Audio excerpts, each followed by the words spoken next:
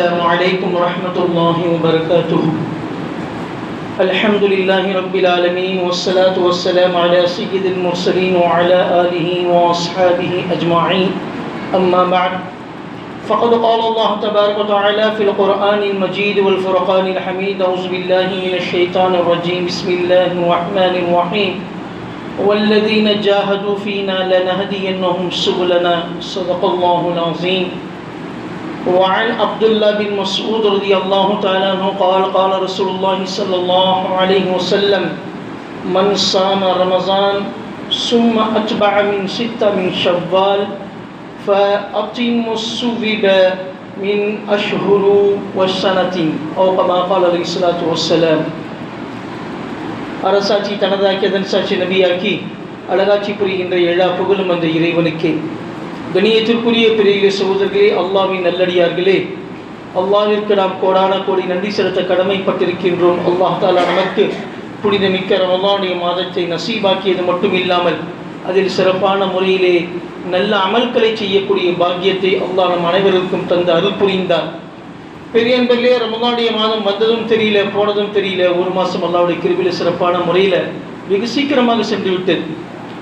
பெருமானார் ஸல்லல்லாஹு அலைஹி வஸல்லம் அவருடைய தோழர்கள், சத்திய சஹாபாக்கள் அல்லாஹ்வுடைய கிருபையில ரமலானுடைய மாதத்தை பற்றி சில முக்கியமான விஷயங்களை பதிவு செய்திருக்கிறார். சுருக்கமான முறையில் நம்ம எடுத்துச் சொல்லுவோம்.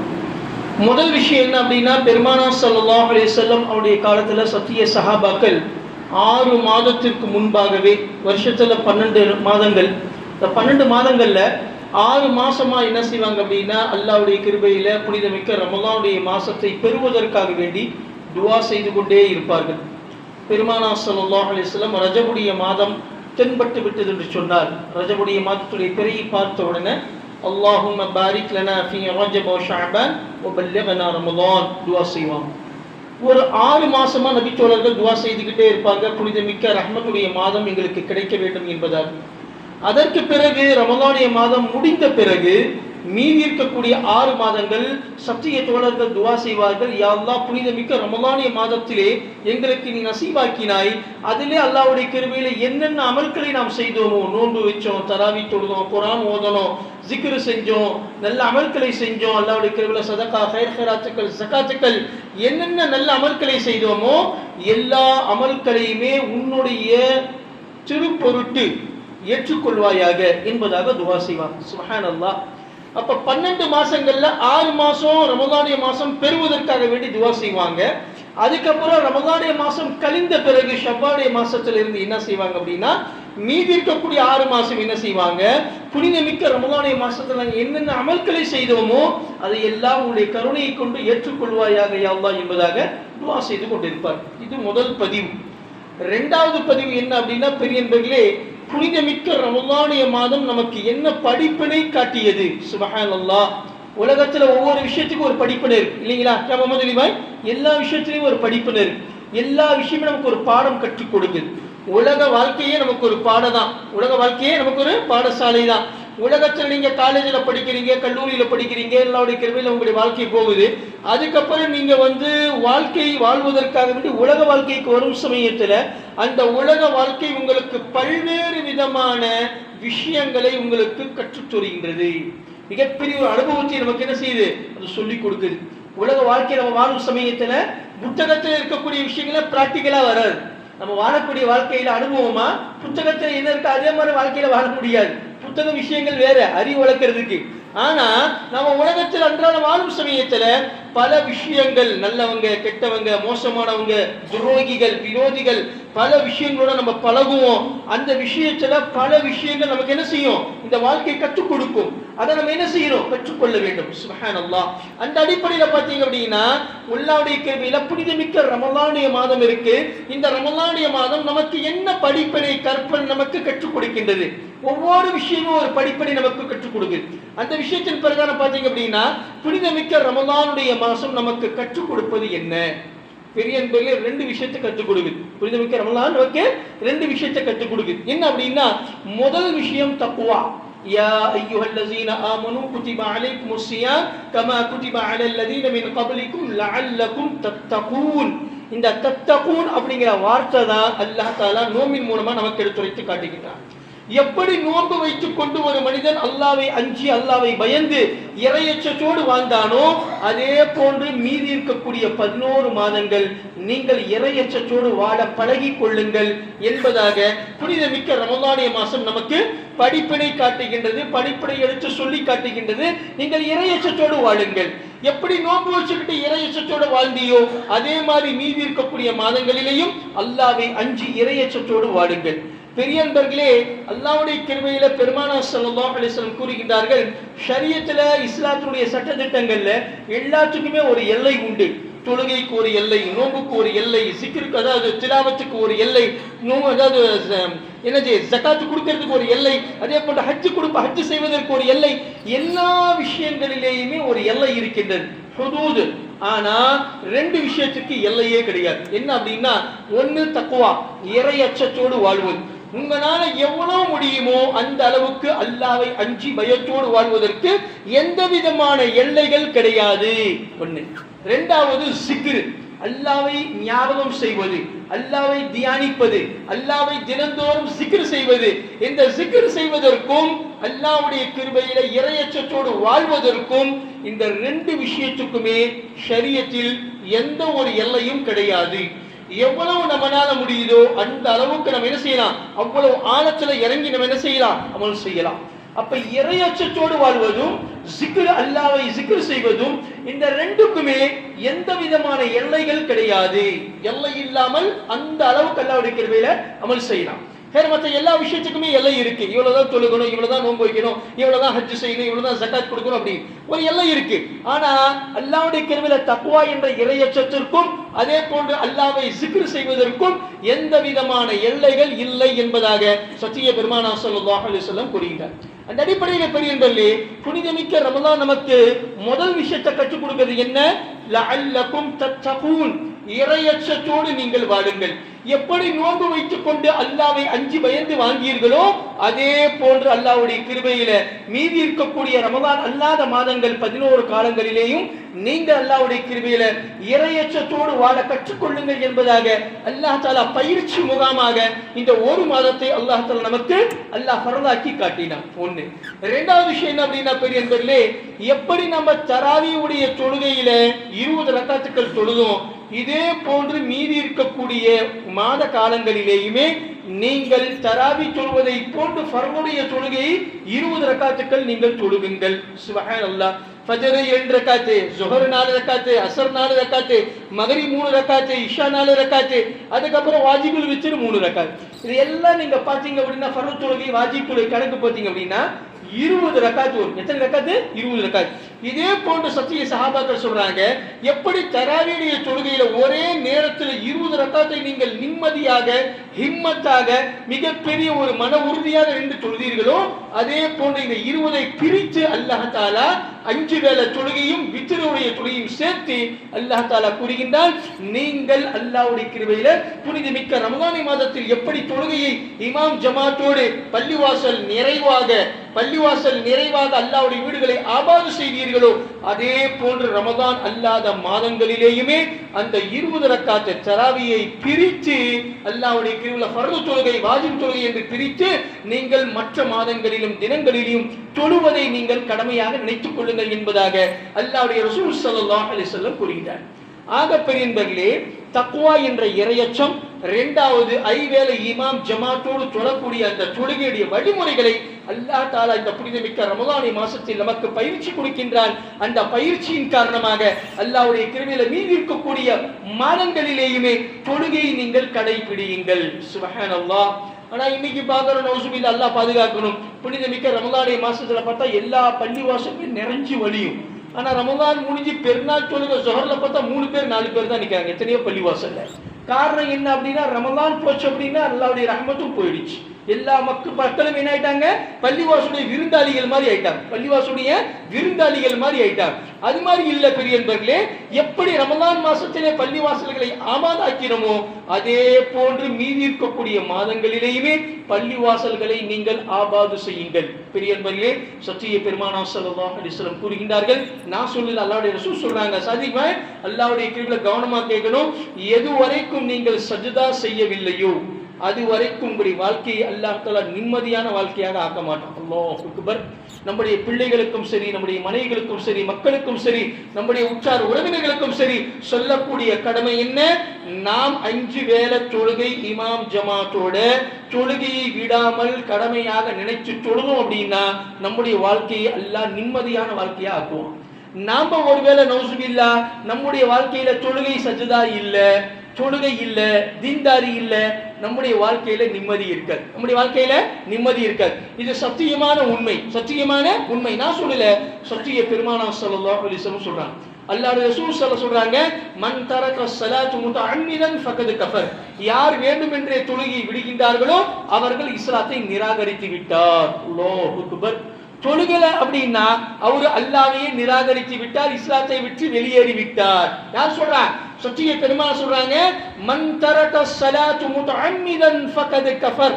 யார் வேண்டுமென்றே தொழுகையை விட்டு விடுகின்றார்களோ அவருக்கும் இஸ்லாத்திற்கும் எந்த விதமான சம்பந்தமும் இல்லை என்பதாக சத்திய பெருமானார் ஸல்லல்லாஹு அலைஹி வஸல்லம் கூறுகின்றார். அதனாலதான் பெரியவர்களே, அல்லாஹ்வுடைய கிருபையில ரமலான் மாசத்துல தராவி தொழுகை அல்லாஹ் சுன்னத்தை மோக்கதாகனா முழு குர்ஆனை கேட்கக்கூடிய பாக்கியத்தை கொடுத்தா மீதி இருக்கக்கூடிய மாதங்களிலேயும் 5 வேளை தொழுகையை இமாம் ஜமாத்தோடு தொழ வேண்டும், குர்ஆனை படிக்க வேண்டும் என்ற ஒரு அற்புதமான எண்ணத்தில் அல்லாஹ் தஆலா ஒரு பெரிய பயிற்சி முகாமை அல்லாஹ் தஆலா இந்த ஒரு மாதத்தை அல்லாஹ் தஆலா நமக்கு மிகப்பெரிய விஷயமாக சமர்ப்பித்தார். பெரியவர்களே, இந்த 2 விஷயத்தை அல்லாஹ் தஆலா ரமலானுடைய படிப்பினை, ரமலானுடைய போதனை, ரமலான் நமக்கு கற்றுக் கொடுத்த பாடம் என்பதாக சத்திய சஹாபாக்கள் கூறுகின்றார்கள். அடுத்த விஷயத்தை பேசுவோம். பெரிய அன்பர்களே, ஒரு மனிதர் அல்லாஹ்வுடைய கிருபையில மன்சாம ரமஸான் சும்ம அத்பஅ மின் சித்த மின் ஷவ்வால் ஃபீ அஷ்ஹுரி குல்லுஹு சுவிப. பெருமாள் சொல்றாங்க, அதாவது ரமலானுடைய மாதத்துல 30 நோன்பு வச்சாங்க, அதுக்கப்புறமேல் ஷவ்வாலுடைய மாதத்திலே யார் 6 நோன்புகளை வைக்கின்றார்களோ, இந்த 6 நோன்புங்கிறது கட்டாய கடமை கிடையாது. நல்ல கவனமா கேட்கணும், இது நஃபிலான நோன்பு. ஷவ்வாலுடைய 6 நோன்பு வைக்கிறது கட்டாய கடமை கிடையாது. நீங்க வெச்சீங்கன்னா நன்மை உண்டு, இல்லைன்னா பாவம் குற்றம் எதுவும் கிடையாது. ஆனா பெருமானார் சொல்றாங்க, மன்சாம ரமஸான், யார் ரமலானுடைய மாசத்தை வைத்தார்களோ நோன்பு, அதுக்கப்புறம் சும்மா அத்பா சித்தா மின் ஷவ்வால், ஷவ்வாலுடைய 6 நோன்புகளை யார் வைத்தார்களோ வசுபிவ குல்லு அஷ்ஹுரின், அந்த மனிதருக்கு அல்லாஹ் தஆலா முழு வருடத்தினுடைய நோன்பு வைத்துடைய நன்மை அவருக்கு வழங்குகின்றான். சுப்ஹானல்லாஹ். பெரிய அன்பர்களே, நல்ல கவனமா கேட்கணும். ரமலான் மாசத்துல ஒரு நோன்பு வச்சீங்க, மன்ஜா ஹஸனத்துன் ஃபலஹு அஷரு அம்சாலிஹா. அல்லாஹ் குர்ஆன்ல சொல்றான், யார் என்னிடத்திலே ஒரு நன்மையை கொண்டு வருகின்றார்களோ ஃபலஹு அஷரு அம்சாலிஹா, அவருக்கு நான் 10 விதமான நன்மைகளை வழங்குகின்றேன். இப்ப ரமலான் மாசத்துல ஒரு நோன்பு நீங்க வச்சீங்க, அல்லாஹ்வுடைய கிருபையில உங்களுக்கு 30 நோன்புடைய நன்மை அல்லாஹ் கொடுக்குறான். இப்ப 30 நோன்பு வச்சீங்க, 300 நோன்பு கிட்டமா 300 நோன்பு வச்சுடைய நன்மை. ஒரு மாசம் ரமலான் மாசத்துல நோன்பு வச்சோம், 300 நன்மை. 30 நன்மை வச்சோம், ஆனா 300 நன்மை அல்லாஹ் கொடுக்குறான். அதே மாதிரி சும்மா அத்பா மின் ஷித்த, 6 நோன்புகள் யார் ரமலான் மாசம் கழித்து ஷவ்வாலுடைய மாசத்திலே வைக்கின்றார்களோ அவர்களுக்கு 60, அப்ப 360, வருஷத்துல 360 தினங்கள் நோன்பு வைத்ததுடைய நன்மையை அல்லாஹ் அவருக்கு வாரி வழங்குகின்றார். சுப்ஹானல்லாஹ். அல்லாஹ்வுடைய ரஹ்மத்தை பாருங்க. நாம வச்சது 36 நோன்பு, நமக்கு கிடைச்சது எவ்வளவு? ஃபலஹு அஷரு அம்சாலிஹா, அவருக்கு கிடைக்கிறது 360. அப்ப பெரியன்பர்களே, ஒரு மனிதர் ரமலானுடைய மாசத்திற்கு பிறகு 6 நோன்பு ஷவ்வாலுடைய மாசத்துல நோன்பு வச்சார், இப்ப நடக்கக்கூடிய மாசத்துல வச்சார் அப்படின்னா அந்த மனிதருக்கு 360 நாள், வருடத்துல முழு நாள், முழு வருஷம் அவர் அல்லாஹ்வுடைய கிருபையில நோன்பு வச்சதுடைய நன்மையை அல்லாஹ் அவருக்கு வாரி வழங்குகின்றான் என்பதாக சத்திய பெருமானார் ஸல்லல்லாஹு அலைஹி வஸல்லம் ஷவ்வாலுடைய மாதத்தில் 6 நோன்புடைய சிறப்புகளை கூறுகின்றார். சரி பெரியவங்களே, இதுல ஒரு முக்கியமான மசலா என்ன அப்படின்னா, இந்த 6 நோன்பு தொடர்ச்சியா வைக்கணுமா, விட்டு விட்டு வைக்கலாமா, எப்படி அப்படின்னா 2க்கும் அனுமதி இருக்கு. என்ன அப்படின்னா பெரியவர்களே, சும்ம அதற்கு பிறகு அத்பா மின் சித்தா, 6 நோன்பு தொடர்ச்சியா இங்க சொல்லப்படுது. பெரியவர்களே, இப்ப பாருங்க, ஒரு மனிதர் ரமலான் முடிஞ்சிச்சு, தொடர்ச்சியா பெருநாள் விட்டு, திங்கட்கிழமை பெருநாள் ஆச்சு, செவ்வாயில இருந்து நோன்பு வைக்கிறார். செவ்வாய், புதன், வியாழன், வெள்ளி, சனி, ஞாயிறு 6 நாள் நோன்பு வச்சுட்டார். இது முஸ்தஹப். தொடர்ச்சியாக நோன்பு வைச்சா உங்களுக்கு நன்மைகள் அதிகம். தொடர்ச்சியாக நோன்பு வைத்தால் உங்களுக்கு நன்மை அதிகம். இல்லம்மா என்னால தொடர்ச்சியா வைக்க முடியல, வாரத்துல 2 வைக்கிறேன் அப்படின்னா தாராளமா வைக்கலாம். ஷவ்வாலுடைய மாசம் முடியறதுக்குள்ள இந்த மாசம் முடியறதுக்கு முன்னாடியே நீங்க 6 நோன்பு வச்சுட்டீங்க அப்படின்னா உங்களுக்கு 360 நன்மை கிடைச்சிரும். சுப்ஹானல்லாஹ். ஆனா தொடர்ச்சியா வச்சுங்க பாத்தீங்களா, அதுக்கு தனி நன்மை கிடைக்கும். ஆனா 360 குறைபாடு வருமா? இல்ல. வருஷம் முழுக்க நீங்க 360 நாள் நோன்பு வச்சுடைய நன்மை உங்களுக்கு ஷவ்வாலுடைய மாசத்துடைய 6 நோன்பு நீங்க தொடர்ச்சியா வச்சாலும் சரி, விட்டு விட்டு வச்சாலும் சரி, கண்டிப்பாக கிடைத்துவிடும். அதுல எந்த மாற்றமும் கிடையாது. ஆனா ஒரு மனிதர் தொடர்ச்சியான 6 நோன்பு வச்சார் அப்படின்னா அது முஸ்தஹப். முஸ்தஹப் அப்படின்னா சுன்னத்துக்கு அடுத்த கட்டம், அவங்களுக்கு நன்மை அதிகமா கிடைக்கும். தொடர்ச்சியா வைக்கல, அந்த நன்மை அவருக்கு கிடைக்காது. ஆனா 360 நாள் வருடம் முழுக்க நோன்பு வைத்ததுடைய நன்மை அவருக்கு கண்டிப்பாக கிடைக்கும். அதில் எந்த விதமான மாற்றங்கள் இல்லை, மாற்று கருத்து கிடையாது. சரி, இது 2. மூணாவது விஷயம் என்ன அப்படின்னா, பெரிய நண்பர்களே, அல்லாஹ் தஆலா குர்ஆன்ல சொல்றான், யா அய்யுஹல்லதீன ஆமனூ கூ அன்ஃபுஸக்கும் வ அஹ்லீக்கும் நாரா. ஓ ஈமான் கொண்ட விசுவாசிகளே, நீங்கள் உங்களுடைய மனைவி மக்களை நரக நெருப்பில் இருந்து பாதுகாத்துக் கொள்ளுங்கள். முதல்ல நீங்க உங்களை பாதுகாத்துக் கொள்ளுங்க, அதுக்கப்புறமேலு உங்களுடைய மனைவி மக்கள் உங்களை நம்பி வந்திருக்கிறாங்க பாத்தீங்களா, அவங்களையும் நீங்க நரக நெருப்பில் இருந்து பாதுகாத்துக் கொள்ளுங்கள். ஏஞ்சி பெரிய நண்பர்களே, தீனுடைய விஷயத்தின் பிரகாரம் நடக்காமல் வழிகேட்டின் பக்கம் நடந்தால் அதற்கு முழு பொறுப்பு நீங்க. ஏன்? குல்லுக்கும் ராயின் வ குல்லுக்கும் மஸ்ஊலுன் அன் ரஅயத்திஹி. ஹதீஸ்ல வருது, உங்களில் ஒவ்வொருவர்களும் பொறுப்பாளிகள், நாளை மறுமையிலே உங்களுடைய பொறுப்புகளை பற்றி கேள்வி கணக்கு கேட்கப்படும். ஒரு பிள்ளைக்கு தகப்பனாரா இருக்கிறீங்க, உங்களிடத்துல அல்லாஹ் கேட்பான், உங்களுடைய பிள்ளையுடைய வளர்ப்பு நீ எப்படி செஞ்ச, உடைய பிள்ளையுடைய வளர்ப்புல நீ எவ்வளவு அக்கறை எடுத்துக்கிட்ட. உலக வாழ்க்கையில நம்ம சொல்ல தேவையில்லை, ஆனா தீனுடைய விஷயத்துல நீ எவ்வளவு அக்கறை எடுத்த. அன்றாட அவன் தொழுதானா, அதை நீ கவனிச்சியா? தீன் பிரகாரம் வாழ்றானா, அதை நீ கவனிச்சியா? தீன் பிரகாரம் முதல்ல அவனை எடுத்து சொன்னியா, அதை சொல்லி கொடுத்தியா? இது எல்லாமே அந்த கணக்கில் வந்துடும். சும்மல துஸ்அலுன்ன யௌமஇஸின் அனின் நஈம். நாளை மறுமை தினத்திலே என்னால் வழங்கப்பட்ட அருட்கொடைகள் நியமத்துக்களை பற்றி உங்களிடத்திலே கேள்வி கணக்கு கேட்கப்படும். உடல் ஆரோக்கியத்தை பற்றி, எப்படி சம்பாதிச்ச, எப்படி செலவு செஞ்ச, தீன் பிரகாரம் நீ எப்படி வாழ்ந்த, அதுக்கப்புறம் உடைய பிள்ளைகளுக்கு, உடைய பெற்றோர்களுக்கு, உன்னுடைய குழந்தைகளுக்கு, உடைய மனைவி மக்களுக்கு தீனை பற்றி எப்படி போதித்து காட்டன, அவங்க அதன் பிரகாரம் வாழ்வதை நீ கண்காணித்தாயா? இதை எல்லாமே அல்லாஹ் தஆலா கேட்பான். இது எல்லாமே அல்லாஹ் கேட்பான். அதனால பெரியன்பர்களே, அல்லாஹ்வுடைய கிருபையில இன்னைக்கு உலக கல்விக்காக வேண்டி நாம் எவ்வளவோ பாடுபடுகின்றோம், எவ்வளவோ செலவு செய்யறோம். தமிழ்ல சொல்லுவாங்க, அதாவது கல்வி கிடைப்பதற்காக வேண்டி எதை வேண்டுமானாலும் இழக்கலாம் சாதிக் பாய். ஆனால் இந்த தமிழ்நாட்டில், இந்தியால எல்லாத்தையுமே இழந்தால்தான் கல்வி கிடைக்கும். எல்லாத்தையுமே இழந்தால்தான் கல்வி கிடைக்கும். ஏன் அப்படின்னா அந்த அளவுக்கு ஆயிடுச்சு. நாமக்கல் வந்து எஜுகேஷன் ஏரியா ஆயிடுச்சு. என்னது, கல்வித்துறையில பார்த்தீங்கன்னா கல்வி மாவட்டம் ஆயிடுச்சு. இங்க எல்லாம் நின்னாலும் ஃபீஸ், உட்காந்தாலும் ஃபீஸ், எல்லாத்துக்குமே ஃபீஸ், எல்லா விஷயத்திலுமே பணம். நீங்க சம்பாதிச்சு ஒரு மனிதனுடைய பிள்ளைகளை படிக்க வைப்பதிலேயே வாழ்க்கை முடிஞ்சு போயிடும். அதுக்கப்புறம் என்னத்துக்கு வீடு கட்டுறது, அவர் எப்படி பண்ண சுகபோகமான வாழ்க்கை வாழ்றது. பிள்ளைகளுடைய கல்விக்காக வேண்டியே அவருடைய பெற்றோர்கள் ஓடாக தேய்ந்து விடுகின்றார்கள். இறுதி மூச்சு வரை போராட வேண்டியது இருக்கு. அப்பதான் பிள்ளைக்கு அந்த கல்வி கிடைக்கும். அப்ப கல்விக்காக வேண்டி எதை வேண்டுமானாலும் இழக்கலாம். ஆனால் இந்த காலகட்டத்தில் எல்லாத்தையும் இழந்தால்தான் கல்வி கிடைக்கும் என்கூடிய ஒரு மிகப்பெரிய ஒரு இக்கட்டான காலகட்டம் இப்ப நடந்துட்டு இருக்கு. அதனால பெரியன்பர்களே, உலக வாழ்க்கைக்காக வேண்டி நம்ம எவ்வளவோ அல்லாஹ்வுடைய கிருபையில நம்ம பிள்ளைகளுக்கு நம்ம செலவு செய்யறோம். ஆனா மார்க்கத்தை பற்றி, தீனை பற்றி நம்முடைய பிள்ளைகளுடைய வாழ்க்கையில அக்கறை எடுக்கிறோமா அப்படின்னா கடுகு அளவு கூட கிடையாது. நோசுமில்லா, கடுகு அளவு கூட கிடையாது. பெரியன்பர்களே, மதரசாக்கள் திறந்திருக்குது, மக்தப்கள் திறந்திருக்குது, உஸ்தாதுகள் அமர்ந்திருக்கிறாங்க, பிள்ளைகள் படிப்பதற்கு தயாராக இல்லை. பெற்றோர்கள் பிள்ளைகளை கண்டித்து மதரசாக்களுக்கு அனுப்புவதற்கு தயாராக இல்லை. கேட்டா ஒரே பதில் என்ன அப்படின்னா, क्या भाई करना बच्चा की भाई मदरसे का ताने उन्हें 9th पढ़ है 10th पढ़ है 10வது 9வது படிக்கிறான், அவனுக்கு வந்து பாடமே சரியா இருக்கு, ஸ்கூல் படிப்பே சரியா இருக்கு, அவன் அசந்து போயிடறான், அவனை எப்படி போய் நாம் அனுப்புறது, சங்கடமா இருக்குது, அவனுக்கு அப்படியே அதுலயே நேரம் சரியா போச்சு.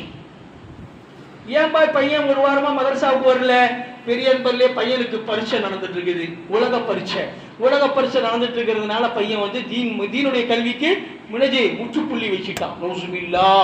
பெரியன்பர்லே, ஒரு விஷயத்தை நல்லா கவனம் கொள்ளணும். நம்முடைய பிள்ளைகளுடைய வாழ்க்கைக்காக வேண்டி எவ்வளவு நாம வந்து உழைக்கிறோமோ, எவ்வளவு உழைக்கிறோமோ, எவ்வளவு சம்பாதிக்கிறோமோ, எவ்வளவு தியாகங்கள் செய்யறோமோ, நாளைக்கு மறுமையில அதே பிள்ளை நமக்கு அசாப் ஆயிடுவான். நாளைக்கு அல்லாஹ் கிட்ட சொல்லுவான், அந்த பையன் எங்க அப்பா எனக்கு எல்லாமே சொல்லி கொடுத்தான், எப்படி வாழணும், எப்படி சம்பாதிக்கணும், உயர்தரமான கல்வி, எல்லா விஷயத்திலையுமே எனக்கு அக்கறை எடுத்துக்கிட்டான். ஆனா குர்ஆன் படிக்கக்கூடிய விஷயத்துல, தீனுடைய விஷயத்துல, அல்லாஹ்வுடைய ரசூலுடைய வாழ்க்கை வழிமுறைகளை பற்றி எந்த விஷயத்தையுமே எனக்கு அவன் போதிச்சு கொடுக்கல, எந்த விஷயத்தின் பிரகாரம் அக்கறை எடுக்கல. அதனால முதல் தண்டனை எனக்கு கொடுக்க கூடாது, எங்க தகப்பனார தண்டி முதல்ல, அதுக்கப்புறம் என்ன தண்டி. அல்லாஹ் அக்பர். எந்த பிள்ளைகளுக்காக வேண்டி வாழ்க்கையை அர்ப்பணித்து தியாகம் செய்தோமோ அதே பிள்ளைகள் நமக்கு தண்டனைக்கு முதல்ல நிற்பாங்க. நம்மள தண்டனை இவருக்கு எங்க அப்பனுக்கு கொடுங்க முதல்ல, அவன் அடி முதல்ல, அதுக்கப்புறம் என்ன அடிக்கிறியா அப்படின்னு நிற்பான். பெரியவர்களே சிந்திச்சு பாருங்க, இன்னைக்கு உலக வாழ்க்கைக்கு எவ்வளவோ நம்ம கவனம் செலுத்துறோம், அக்கறை எடுக்கிறோம். மார்க்க கல்விக்காக வேண்டி ஏதாவது அக்கறை எடுக்கிறோமா?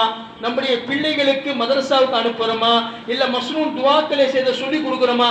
பெருமானார் ஸல்லல்லாஹு அலைஹி வஸல்லம் சொல்றாங்க, வஅல்லிமு அவுலாதகும் பில் குர்ஆனி வ முஹப்பதி வ முஹப்பதி தபாரக வ தஆலா. நாயகம் ஸல்லல்லாஹு அலைஹி வஸல்லம் சொல்றாங்க, வஅல்லிமு அவுலாதகும் பில் குர்ஆனி.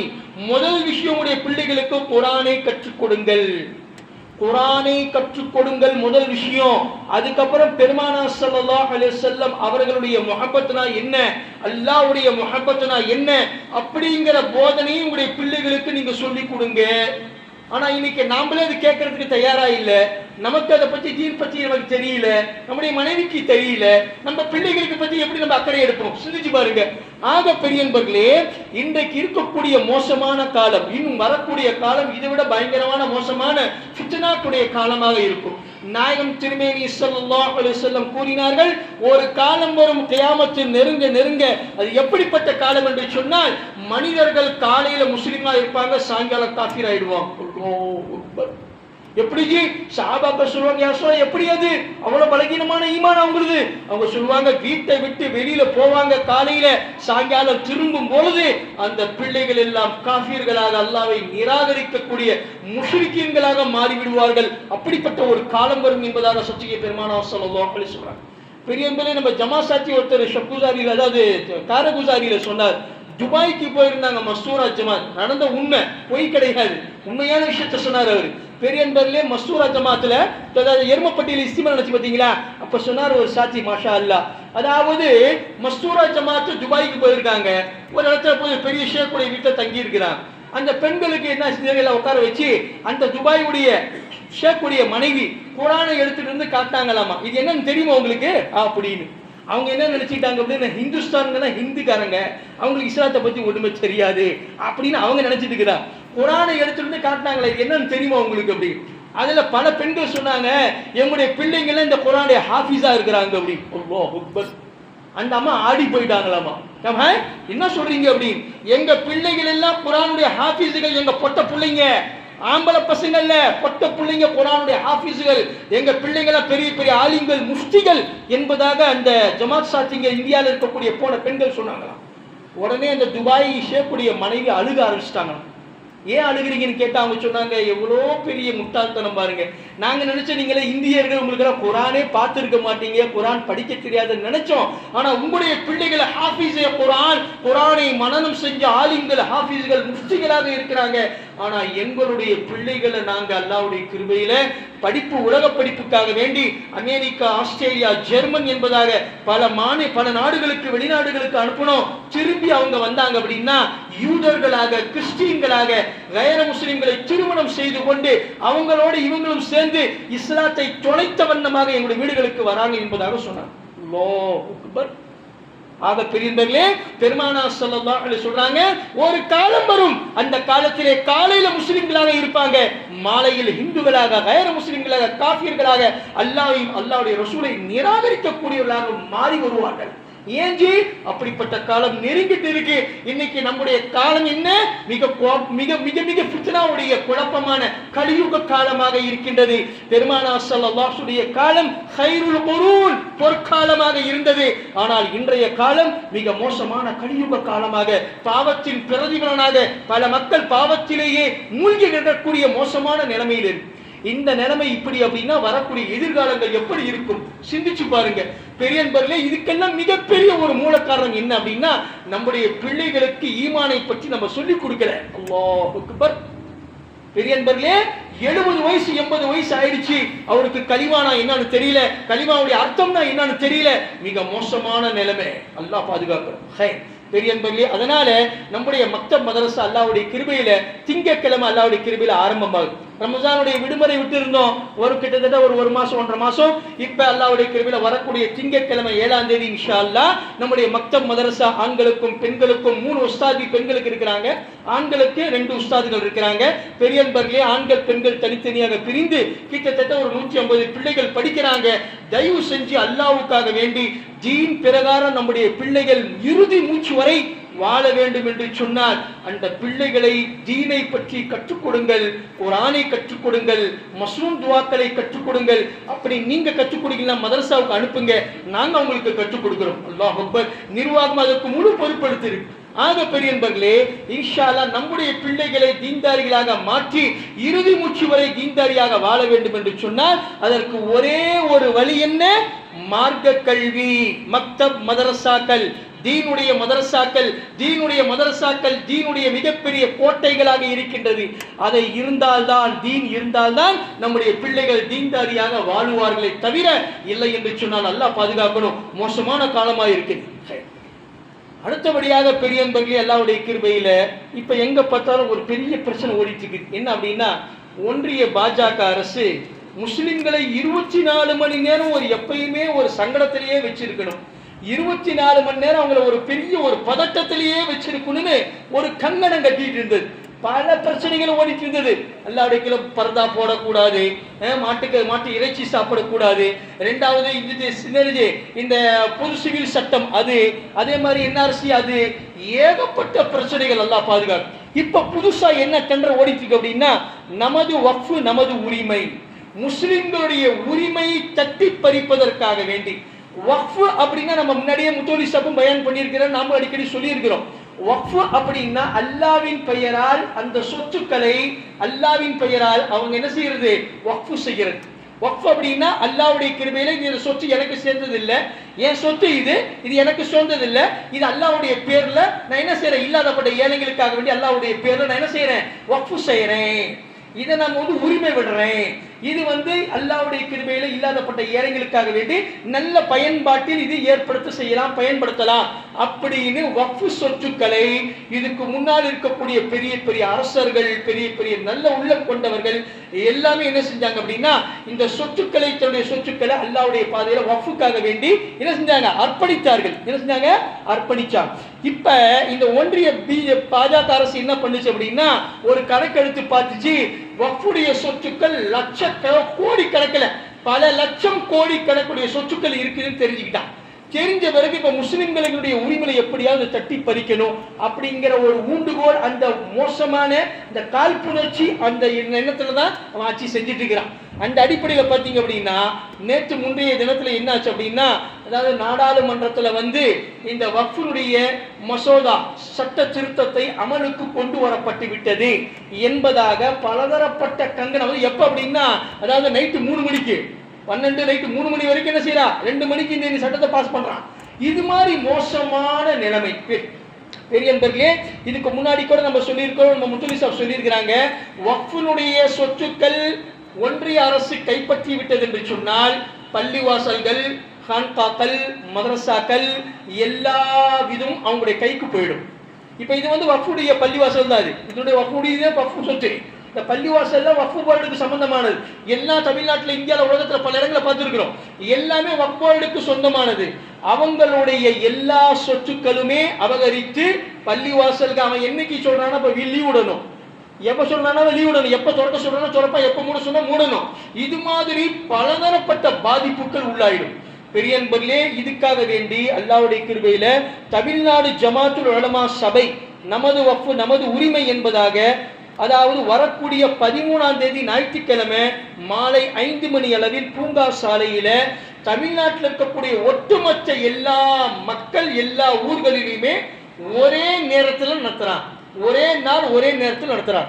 மாபெரும் கண்டன பொதுக்கூட்டம் கிட்டத்தட்ட வரக்கூடிய 13ஆம் தேதி ஞாயிற்றுக்கிழமை ஒரே நாள் எல்லா தமிழ்நாட்டில் இருக்கக்கூடிய எல்லா ஊர்களிலேயுமே தமிழ்நாடு ஜமாத்துல் உலமா சபையின் சார்பாக இந்த வக்ஃபினுடைய மாபெரும் கண்டன பொதுக்கூட்டம், ஒன்றிய அரசை கண்டித்து மாபெரும் கண்டன பொதுக்கூட்டம் இன்ஷா அல்லாஹ் நடத்த இருக்கிறார் பெரியன்பர்களே. அதனால இது என்னமோ ஏறோ நமக்கு என்ன உனக்கு என்ன அப்படின்னு நினைச்சிட்டு இருக்காம, வக்ஃப் அல்லாஹ்வுடைய சொத்து, அதை நம்ம அல்லாஹ்வுடைய கிருபையில காக்கக்கூடிய உரிமை நமக்கு இருக்குது அப்படிங்கிற ஒரு உணர்ச்சி இருந்தால் மட்டும்தான் அதை நாம் சரியான முறையில் அதை கண்டித்து அதன் பிரகாரம் எதிர்ப்பு தெரிவிக்க முடியும். பெரியன்பர்களே, இப்படியே விட்டுட்டு இருந்தோம் அப்படின்னா முஸ்லிம்களுடைய எல்லா உரிமைகளையும் தட்டி பறிச்சிட்டான், முஸ்லிம்களுடைய எல்லா உரிமைகளையும் தட்டி பறிச்சுட்டான். இப்போ என்ன சொல்றான் அப்படின்னா, இந்தியாவில் இந்தியர்கள் மட்டும்தான் இருக்கணும், முஸ்லிம்கள் இங்கே இருக்கக்கூடாது அப்படின்னு. நௌசுபில்லா, அல்லாஹ் பாதுகாக்கணும். அது மாதிரி பெரியவர்களே, அதனால் அல்லாஹ்வுடைய கிருபையில நமது வக்ஃப் நமது உரிமை என்ற மிகப்பெரிய மாபெரும் கண்டன பொதுக்கூட்டம் இன்ஷா அல்லாஹ் வரக்கூடிய ஏப்ரல் 13ஆம் தேதி ஞாயிற்றுக்கிழமை பூங்கா சாலையில் அசருக்கு, அதாவது 5 மணி அளவில் இன்ஷா அல்லாஹ் நடைபெற உள்ளது. ஆகையால் அனைத்து சகோதரர்களும் தவறாமல் கடல் போன்று திரளாக திகழ்ந்து உங்களுடைய கண்டனங்களை தெரிவிக்குமாறு ஜமாத்துல் உலமா சார்பாகவும் நமது பள்ளிவாசலுடைய நிர்வாகத்தின் சார்பாகவும் அன்போடு தெரிவித்துக் கொள்கின்றோம். வல்ல ரஹ்மான் உலகத்தில் வாழக்கூடிய ஒவ்வொரு முஸ்லிம்களுக்கும் நிம்மதியான வாழ்க்கையை வாழக்கூடிய பாக்கியத்தை தந்தால் புரிவானாக. வாஹுரு தாவானா அல்ஹம்துலில்லாஹி ரப்பில் ஆலமீன். அஸ்ஸலாமு அலைக்கும்.